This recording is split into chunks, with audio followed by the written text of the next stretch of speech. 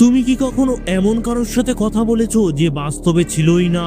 অর্ণব ভেবেছিল সে একজন সাধারণ মেয়েকে দেখে গাড়ি থামিয়েছে, কিন্তু সে বুঝতে পারেনি সে কোনো সাধারণ মেয়ে ছিল না। তবে কে ছিল সেই মেয়ে জানতে পুরো ভিডিওটা দেখুন।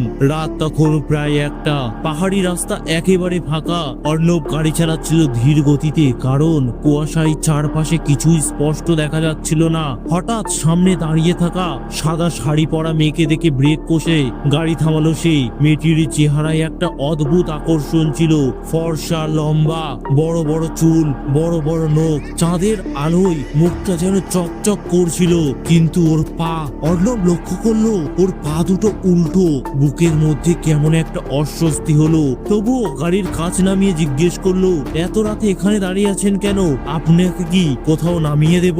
মেয়েটি ধীরে ধীরে সামনে এলো। তার ঠোঁটে হালকা হাসি, খুব নরম স্বরে বলল, আমি চন্দ্রমুখী। এই রাস্তা দিয়ে যারা যায় তারা আর ফেরার সুযোগ পায় না। অর্ণবের গায়ে কাঁটা দিয়ে উঠল। তার হৃৎপিণ্ডের ধুকপুকুনি যেন আরো বেড়ে গেল। তারপর কি হলো অর্ণবের সাথে জানতে কমেন্ট করুন।